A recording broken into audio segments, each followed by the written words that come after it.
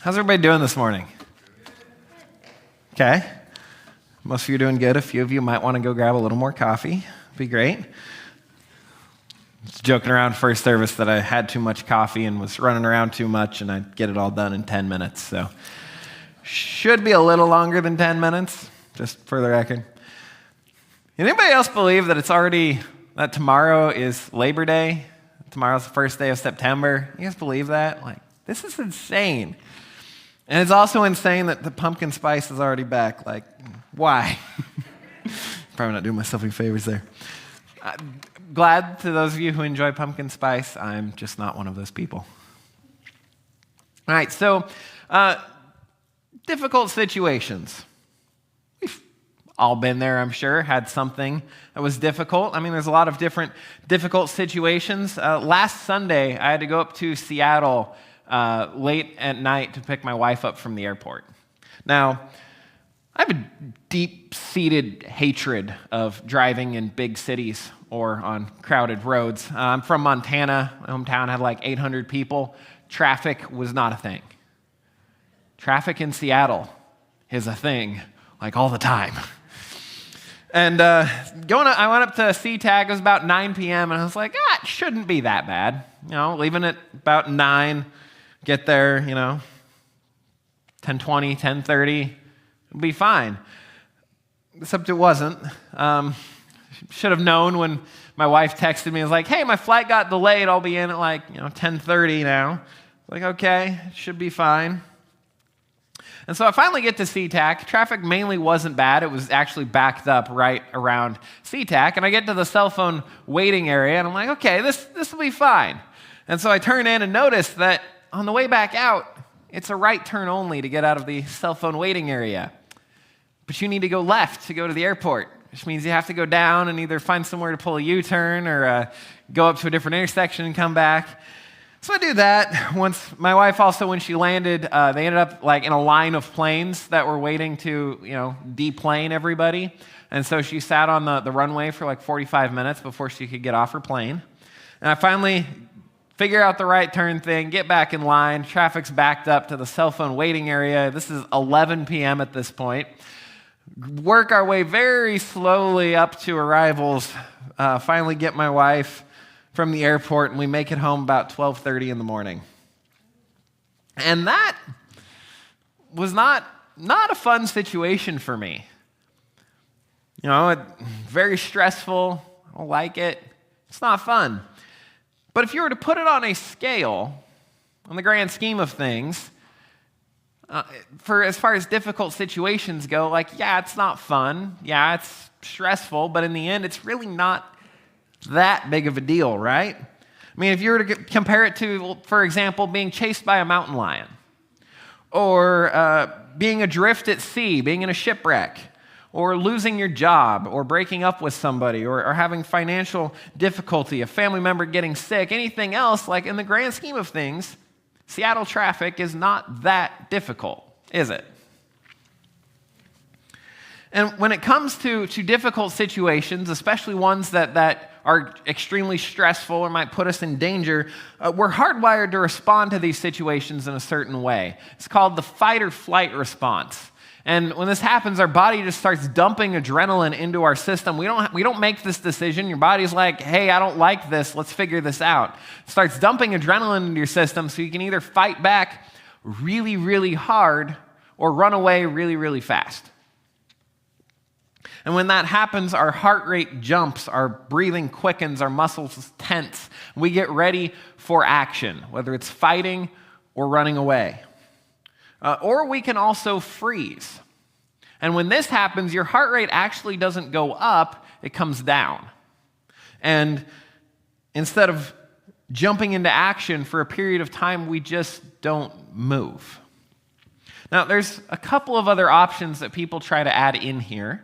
But in general, we respond to difficult situations by either fighting, fleeing, or freezing.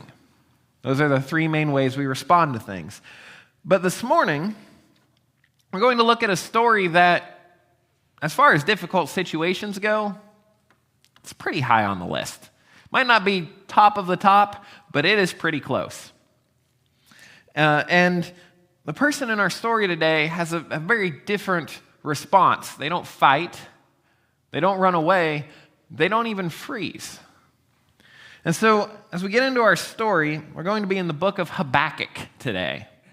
Now, I included this little slide here. It's the top of one of the posters from our kids' ministry, because there's a few different ways you can say just about any name in the Bible, right?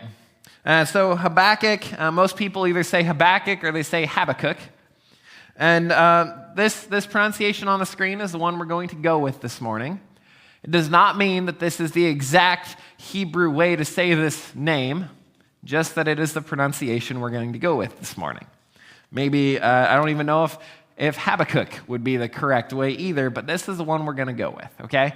So if you hear me say Habakkuk and you want to just mutter to yourself Habakkuk every time I say it, that's fine. That's totally okay. Maybe, don't yell it out, but you want to mutter it to yourself, that's fine.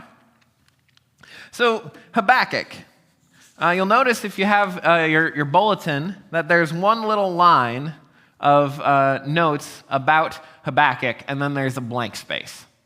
And that blank space is because we basically know nothing about Habakkuk. We know his name is related to the Hebrew word habak, which means to embrace, to wrestle, or to caress. And this idea of wrestling parallels our story pretty well today. But as far as the person of Habakkuk goes, that is literally all we know. We don't know who he's related to. We don't know where he comes from. We're not even sure that Habakkuk is actually his real name, because it parallels so well with the story that it could be a symbol for what's happening in the book. We don't know anything except we have a name. But there are a few things that we do know. There's some historical things happening that parallel this book very well. So we know this book was written between 625 and 575 BC. This is not long before the nation of Judah falls and is taken into captivity. Based on some references that are happening in this book, pretty comfortable saying that we know that at this point in time, Josiah, who was the last good king of Judah, is dead. He got killed by a pharaoh because he tried to confront him and it didn't end well. One of his sons became king, and he was in power for like 3 months, and the pharaoh came back and was like, yeah, you're done, next son. And that son's name was Jehoiakim. And Jehoiakim actually reigned for quite a while in Judah, and he was not a good king in the slightest. We know at this point that Babylon is beginning to take shape as a world power. It's not conquering anything yet, but it's beginning its journey to being a world power and will become the dominant world power for the next 100 years or so. We understand from the opening lines of Habakkuk that law and justice in the current society Habakkuk lives in, they have really no meaning. Law and justice have kind of gone out the window. The nation is crumbling spiritually. And there's prophets that have been foretelling that Judah will be destroyed. And now everybody's realizing that it's probably going to happen, and they're freaking out. And so, one last note before we get into our story is that Habakkuk, as I end up a slide behind, Habakkuk is different from other prophetic books written in the Bible. Most of the books written by prophets are God delivering a message to his people about whatever's going on. And they are initiated, or these prophets are called by God, and God gives them messages and they deliver them. And sometimes it doesn't work out well, but they always stay faithful to God. But Habakkuk appears to be initiated by Habakkuk rather than God. And it's Habakkuk asking questions to God and God responding. And so we're going to get into our story today. We're actually going to read the entire book of Habakkuk. Don't worry, I'll have you out by dinner time. It'll be good. But we're going to read all of Habakkuk, and there's several different sections of Habakkuk. And it doesn't matter what font I pick, it almost never shows up well. I'm sorry, guys. We're going to read all of Habakkuk's, broken up into different sections, and we're going to talk about these things as we go through. And then there's one other passage that we'll get to. So starting in verse 1, chapter 1. The oracle that Habakkuk the prophet saw. O Lord, how long shall I cry for help, and you will not hear? Or cry to you violence, and you will not save? Why do you make me see iniquity, and why do you idly look at wrong? Destruction and violence are before me, strife and contention arise. So the law is paralyzed, and justice never goes forth. For the wicked surround the righteous, so justice goes perverted. These opening verses seem directed at the nation of Judah. As I said, Jehoiakim is the king of Judah at this point. He's described as a very corrupt king. He has actually caused lots of people to be killed. He even went so far as to have a prophet killed, and almost no king before that ever did that. And so Habakkuk's looking around, he's seeing everything that's going on, and he's like, God, what is going on? And the underlying tone is that Habakkuk knows who God is, and everything that he's seeing around him does not match up with God's character. It's like, God, why is this happening? When are you going to move? I'm going to jump over to Jeremiah 22 for a second. And in this book, in Jeremiah 22, this is actually written at the same time kind of as Habakkuk. So Jehoiakim is king. And the prophet Jeremiah is delivering a message to Jehoiakim. It says, woe to him who builds his house by unrighteousness. This is starting in verse 13. And his upper rooms by injustice, who makes his neighbor serve him for nothing and does not give him his wages. Who says, I will build myself a great house with spacious upper rooms. Who cuts out windows for it, paneling it with cedar and painting it with vermilion. Do you think you are a king because you compete in cedar? Did not your father eat and drink and do justice and righteousness? Then it was well with him. He judged the cause of the poor and the needy. Then it was well. Is this not to know me, declares the Lord? But you have eyes and heart only for your dishonest gain, for shedding innocent blood and for practicing oppression and violence.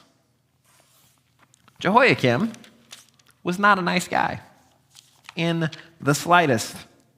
And so Habakkuk's seeing all of these things happening, and he's asking God, when are you going to do something about this? Because this is not okay. I know who you are. And God actually responds to him in verse 5. We don't know how long Habakkuk waited, but God responds to him and says, look among the nations and see, wonder and be astounded. For I am doing a work in your day that you would not believe if told. For behold, I am raising up the Chaldeans, that bitter and hasty nation, who march through the breadth of the earth to seize dwellings not their own. They are dreaded and fearsome. Their justice and dignity go forth from themselves. Their horses are swifter than leopards, more fierce than the evening wolves. Their horsemen press proudly on. Their horsemen come from afar. They fly like an eagle, swift to devour.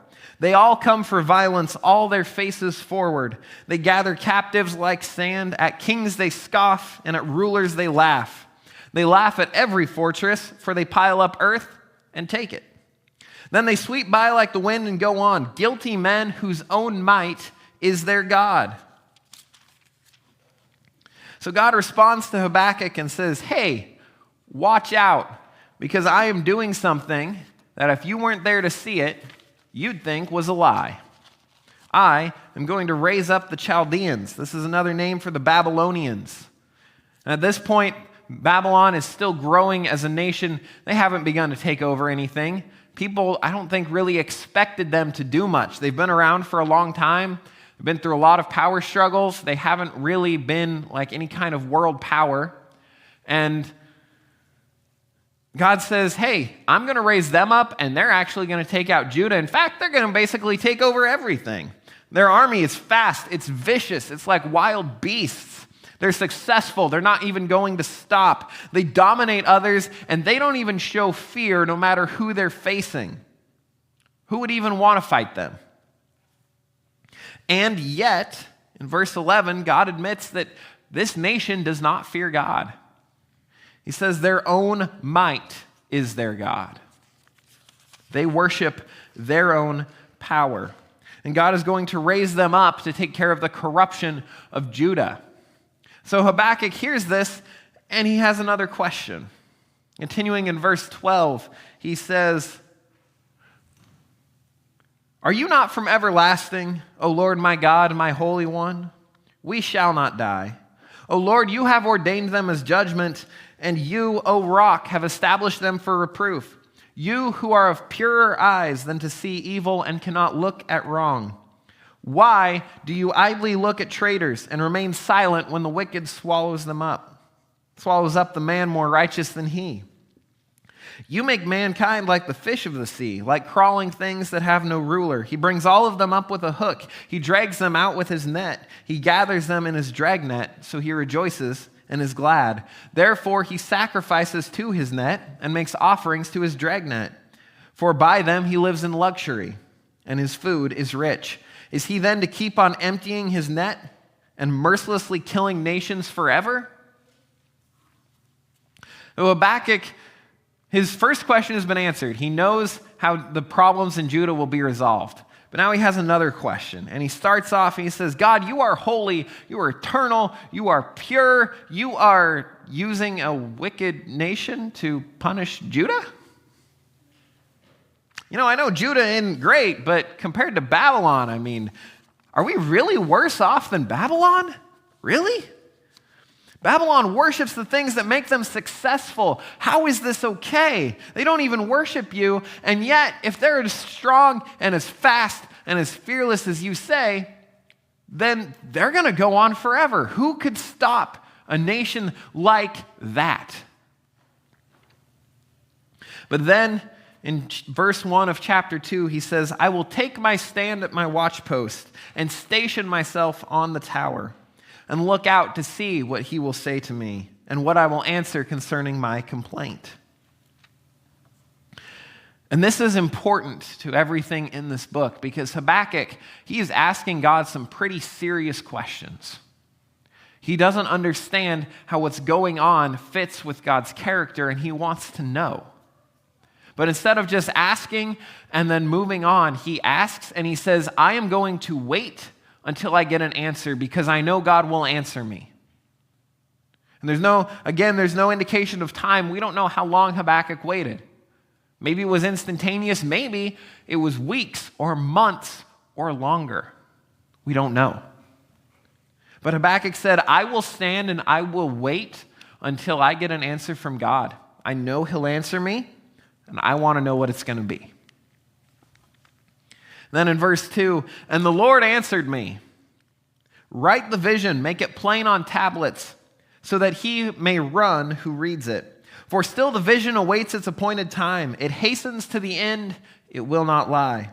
If it seems slow, wait for it. It will surely come, it will not delay. Behold, his soul is puffed up within him, it is not upright within him. But the righteous shall live by faith.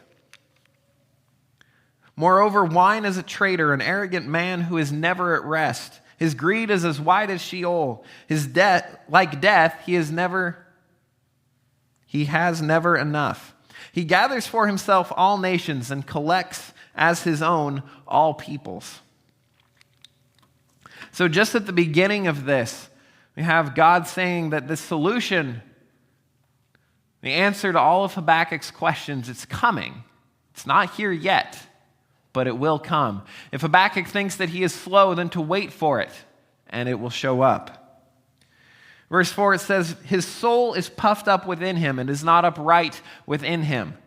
This could be directed at the Babylonians. It could be more general, but there's a little bit of a side trail here for verse 4. But those who are wicked, this is a concept borne out throughout all of the Bible, those who are wicked will not last. Those who look at themselves and judge themselves to be upright. Those who are puffed up within themselves, they don't last. But the righteous shall live by his faith. If you follow God, don't let every issue around you determine how you should live. Because your faith, rooted in God, regardless of any situation around you, should do that. And then you can live regardless of what's going on because you are rooted in your faith in God, not in everything that's going on around you. And Habakkuk does live this out. This isn't an indictment on Habakkuk. He is faithful. He is turning to God in all of this. He's asking the hard questions. And then, starting in verse 6, we get to this section that God pronounces 5 woes on the Babylonians or on the Chaldeans. And when we read that passage out of Jeremiah, it said woe, and it was talking about Jehoiakim. In these contexts, when it says woe, it's not like, oh, this probably isn't going to be good. It is an announcement of impending doom. When it says woe, it means things that these statements are directed, the people that these statements are directed at, it's not going to go very well for them soon. They may be okay now, but it is not going to go very well for them. Continuing on in verse 6, shall not all these take up their taunt against him with scoffing and riddles for him and say, woe to him who heaps up what is not his own? For how long? And loads himself with pledges. Will not your debtors suddenly arise, and those awake who will make you tremble? Then you will be spoil for them. Because you have plundered many nations, all the remnant of the peoples shall plunder you. For the blood of man and violence to the earth, to cities and all who dwell in them. And this is just the first woe, but very quickly you're going to see a pattern. Each of these woes involves something the Babylonians are currently doing. For this, it says that they are gaining for themselves. Essentially, they are extorting and getting stuff from other nations that they had no right to. They were building up their wealth by oppressing nations. And God says, the very thing that you are doing to build wealth is the thing that is going to destroy you in the end. You are plundering these nations. What's left of them are going to destroy you. The things that you are doing will in the end be your downfall. And we'll see this again in the other woes. Woe to him who gets evil gain for his house, to set his nest on high, to be safe from the reach of harm.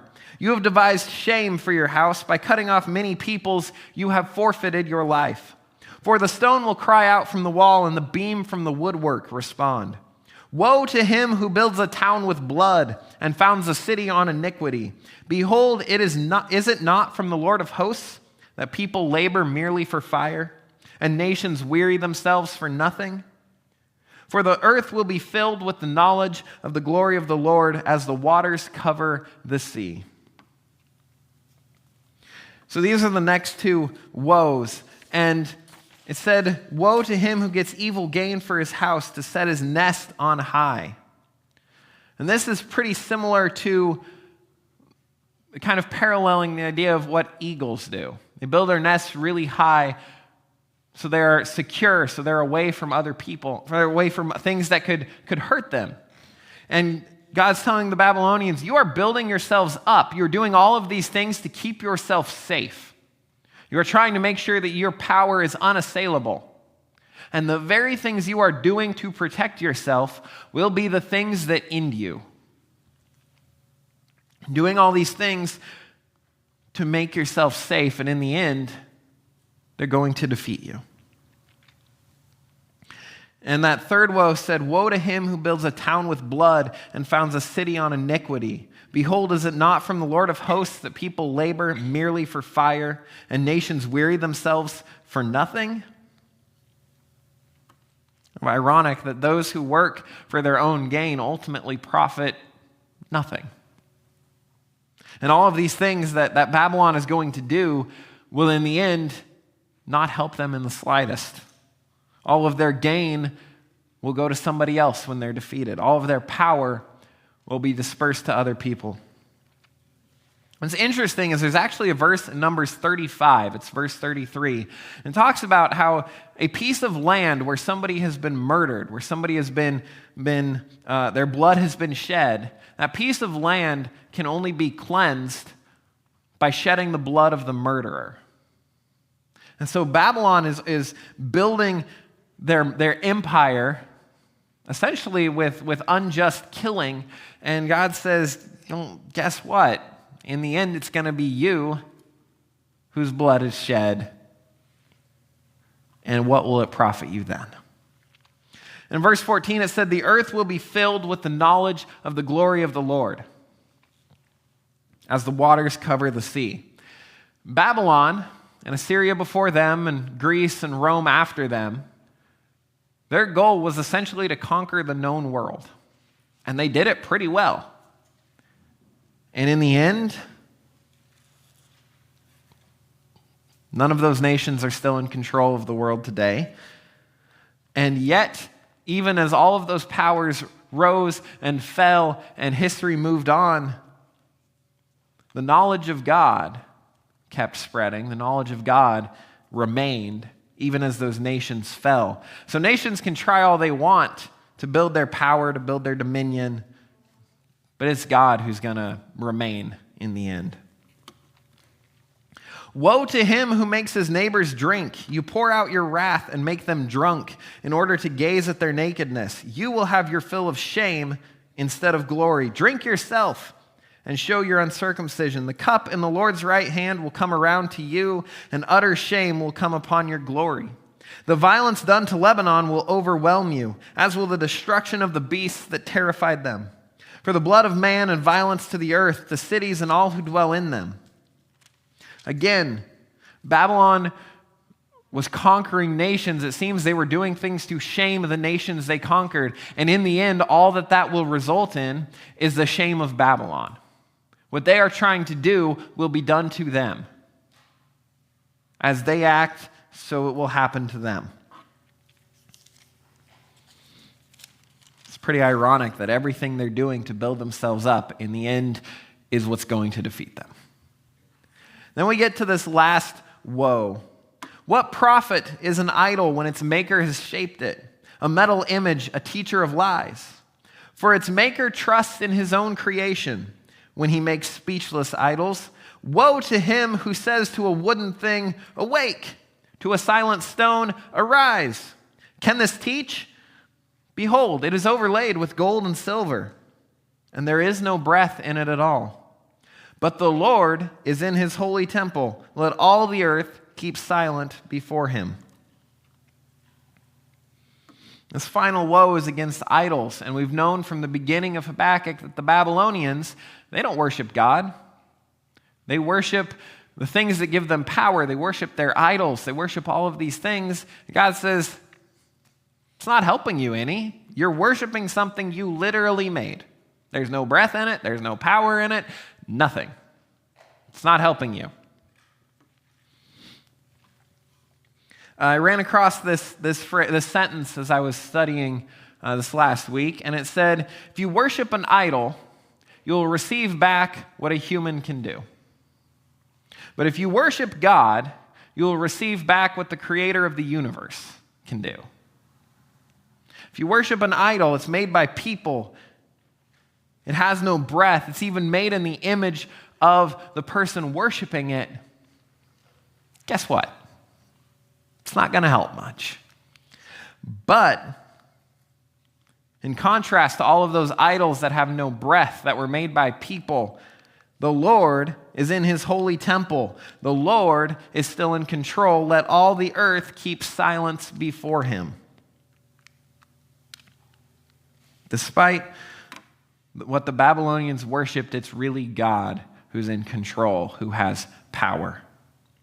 So that brings it to an end of everything, of God's responses to Habakkuk. Habakkuk's asked some pretty hard questions so far and been very blunt. And God has responded. Again, we're not sure how long this process took, but God has responded. And so this final chapter of Habakkuk is actually Habakkuk just essentially worshiping God. After all of these things, Habakkuk's questions, Habakkuk finishes, and it says a prayer of Habakkuk the prophet, according to Shigionoth. And there have been a couple people who have suggested that because of a couple of things in chapter 3, that Habakkuk was maybe a Levite or a priest, but we really don't know. But Habakkuk finishes. He's asked God these questions, and now he's going to worship God. O Lord, I have heard the report of you, and your work, O Lord, do I fear. In the midst of the years, revive it. In the midst of the years, make it known. In wrath, remember mercy. God came from Teman, and the Holy One from Mount Paran. His splendor covered the heavens, and the earth was full of his praise. His brightness was like the light. Rays flashed from his hand, and there he veiled his power. Before him went pestilence, and plague followed at his heels. He stood and measured the earth. He looked and shook the nations. Then the eternal mountains were scattered. The everlasting hills sank low. His were the everlasting ways. I saw the tents of Cushan in affliction. The curtains of the land of Midian did tremble. Was your wrath against the rivers, O Lord? Was your anger against the rivers, or your indignation against the sea? When you rode on your horses, on your chariot of salvation? You stripped the sheath from your bow, calling for many arrows. You split the earth with rivers. The mountains saw you and writhed. The raging waters swept on. The deep gave forth its voice. It lifted its hands on high. The sun and moon stood still in their place at the light of your arrows as they sped, at the flash of your glittering spear. You marched through the earth in fury. You threshed the nations in anger. You went out for the salvation of your people, for the salvation of your anointed. You crushed the head of the house of the wicked, laying him bare from thigh to neck. You pierced with his own arrows the heads of his warriors, who came like a whirlwind to scatter me. Rejoicing as if to devour the poor in secret. You trampled the sea with your horses, the surging of mighty waters. I hear, and my body trembles. My lips quiver at the sound. Rottenness enters my bones. My legs tremble beneath me. Yet I will quietly wait for the day of trouble to come upon people who invade us. Habakkuk starts his prayer with really this reminder of what God has already done, God's power, God's majesty. It's a little unclear if Habakkuk is only referencing previous events or if he's talking about things that he believes will happen in the future. But either way, he is praising God's power, God's majesty. And he brings up some things in here. He brings up pestilence and plague and nations, eternal mountains, everlasting hills, all of these things that are, we don't have to deal with pestilence and plague as much today, but all of these things were incredibly powerful. As evidence that people thought the mountains, the hills were always there and would always be there. And Habakkuk says, yeah, these things seem powerful, but not only are they subject to God, they can't even hinder God. These mountains, these hills that we think have been there forever, they're not even a hindrance to God. They will move for God. And he continues and he talks about, was your wrath against the rivers, O Lord? Was your anger against the rivers or your indignation against the sea when you rode on your horses, on your chariot of salvation? Essentially, is God moving to establish his dominance over the river, over the sea? No, because actually God already has. If you look back in the Bible, God turned the Nile River to blood. God split a sea in two. He split a river in two. God's not there to establish dominance over this. He's already done that. God's here to fight for his people. He's here to defeat the wicked, and it's going to happen. Also kind of ironic, I've been talking about how God pronounced these woes on the Babylonians. The very things they were doing would be the things that defeated them. And here Habakkuk says that the warriors of people who oppose God will be defeated with their own arrows. The tools they use to fight God will instead defeat them. And then he says in verse 16, I hear and my body trembles. My lips quiver at the sound. Rottenness enters into my bones. My legs tremble beneath me. This could actually be taken a couple of different ways. Number one, in light of all of God's majesty and power, Habakkuk's only response is to fall down in reverence and unworthiness and worship. The second option is that Habakkuk could be saying, in light of everything I see happening, Judah's corruption, Babylon rising, the things you've told me, I am trembling for the future.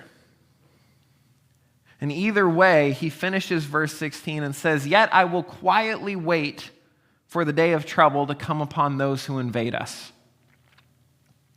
And this is a significant change because at the beginning of Habakkuk chapter 1, he starts off saying, how long, O Lord, must I wait? When are you going to do something?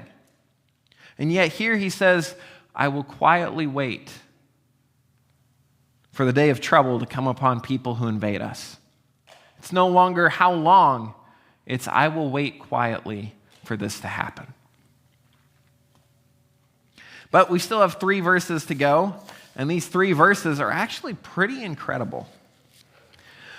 Though the fig tree should not blossom, nor fruit be on the vines, the produce of the olive fail, and the fields yield no food, the flock be cut off from the fold, and there be no herd in the stalls, yet I will rejoice in the Lord. I will take joy in the God of my salvation. God the Lord is my strength. He makes my feet like deer's. He makes me tread on my high places. To the choir master with stringed instruments. These things he lists, though the fig tree should not blossom. As far as we know, figs were not an essential part of a diet. They were more of a delicacy, an extra. So if you lose those, it's sad, but it's not going to be hard. Though there be no fruit on the vines, which would mean that they would no longer have wine, which would be sad for them, but again, not a hardship. And then it says, the produce of the olive fail. If you have no olives, you have no olive oil. And they used it for cooking. They used it for their lamps. So no longer would they have a supply for cooking or for lighting. It's not ideal. Maybe not the end of the world, but it's not ideal. And he says, the flock be cut off from the fold. No, flock means they don't have wool. They don't have meat. Oh, I also skipped the fields yield no food. If you don't have food, you starve. You don't have flocks. You don't have wool. You don't have meat. It's not good. And there be no herds in the stalls. If you didn't have your cows, your bulls, your ox, then you didn't have an ability to do all of the heavy work you needed, all of the plowing, all of the farm work could not happen. And so the sum total of these things, which start off pretty, mild inconvenience and then really not good, the sum total is economic disaster. You take all of these things together, it is not good. Essentially, everything is falling apart. And Habakkuk says, though everything should fall apart and all of these things be stripped away, yet I will rejoice in the Lord, and I will take joy in the God of my salvation. Though everything is falling apart, I will take joy in God, because he is my strength. Nothing from Habakkuk 1:1 to Habakkuk 3:17, nothing changes about Habakkuk's situation. Judah is still corrupt. Judah is still failing. The Babylonians are still going to rise. Nothing has changed except Habakkuk. His situation is just as bad as it was before, but now he says, I will take joy in God. God is my strength, regardless of anything else that should happen. And God will take care of me. So we made it all the way through the book of Habakkuk. Has anybody in here read Habakkuk before? All right. Well, if you haven't, now you have, because, we just did. And it's awesome. There's a lot of great stuff in there. But we do need to ask, what does all of this mean for me? Insert your own name there. If you want to know what it means for me, that's fine. But what does this mean for each of us in this room? Because after all, we're not in Habakkuk's situation. We're not watching the nation of God's chosen people spiritually crumble. We're not watching the nation of Babylon rise. We're not watching all of these things happen. So what does it mean for each of us? I have a few general things I think we should all take away from this, but if there is something specific that has stood out to you, write it down, keep track of it, don't forget it, and use it in your life, please. But the general things I think that each of us could take away from this is that, first of all, I can ask God hard questions. The opening of Habakkuk. "O Lord, how long shall I cry for help, and you will not hear, or cry out violence, and you will not save?" Habakkuk is incredibly blunt with God. He flat out asks God, "Why is this happening? And why aren't you doing anything? This does not fit who you are. This does not fit what I know about you. This doesn't make sense. What is going on?" And God responds and says, "Just wait. I'm going to do something that if you weren't there, you'd think it was a lie." So we can ask God hard questions and we can know that God will respond. And again, in chapter 2, verse 1, Habakkuk says, "I will take my stand at the watchpost and station myself on the tower and look out to see what he will say to me and what I will answer concerning my complaint." So we can ask God hard questions. God will answer. But we also have to wait for that answer because it may not come right away. And it may not be the answer that we were hoping for. So each of us can ask God hard questions. God will answer. But it might not be the answer that we expect or want, which leads us perfectly to the second part, and that is that God's plans might not match up with ours. When Habakkuk asked God about the corruption, God said, "I'm going to do something that if you weren't there, you'd think it was a lie." Which meant that God's plan was so far off Habakkuk's radar that when he found out about it, he'd think there is no way that this is how this is going to go. There's no way that the Babylonians are going to be the ones to finally do this. But it was the truth. But this is encouraging because no matter what situation we're going through, whether it's be Seattle traffic bad or much, much, much worse, God has a plan. Might not match up with our plan, but God's got a plan. And we are responsible for how we respond. When God revealed his plan to Habakkuk, Habakkuk didn't throw a fit like Jonah. He didn't run away.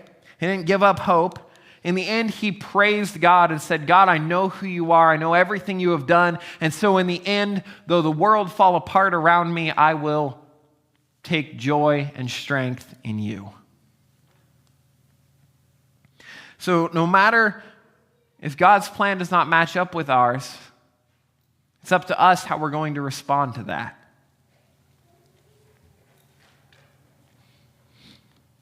And finally, we can know that God has not changed and God will never change. All throughout this book, as Habakkuk asks God questions, he does it based off of his knowledge of who God is. He says, "God, I know you're eternal. I know you're pure. I know who you are. I know your character. These things aren't making sense."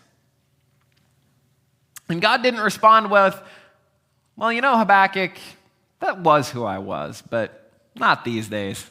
These days I'm just using the Babylonians because I feel like it. They're cool."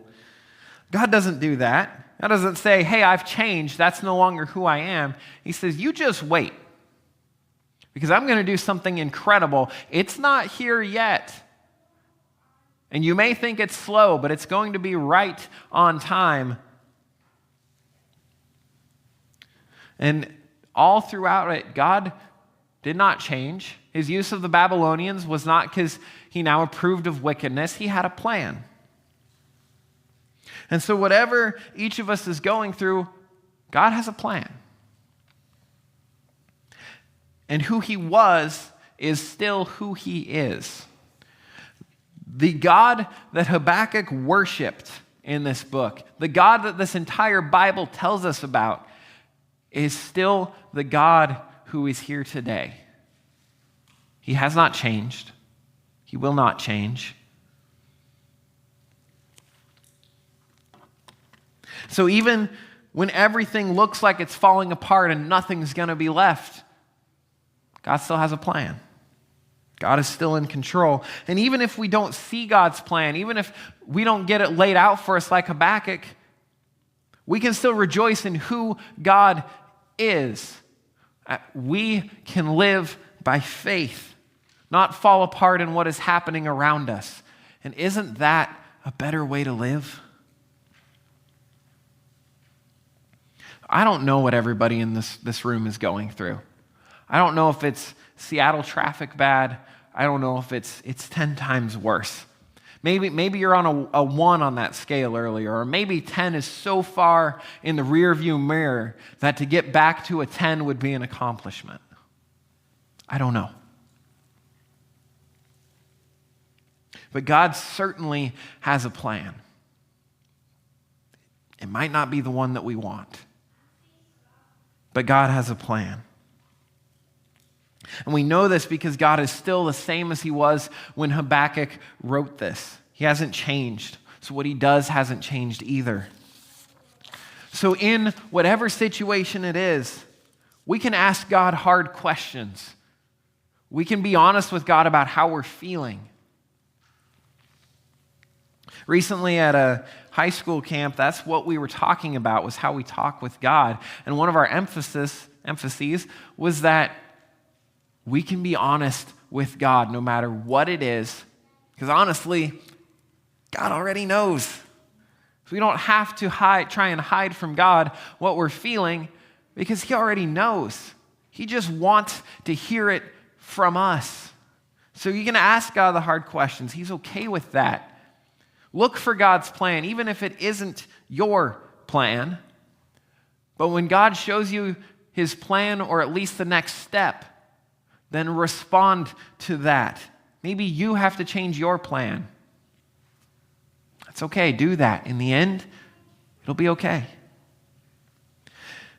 And no matter what situation we're in the end, it will be okay. You know why? Because we can rejoice in the fact that no matter what happens, even if the world were to fall to pieces around us, God is still who he is, and he is still in control. And we can rejoice in that. We can take joy and strength in our God. Let's pray.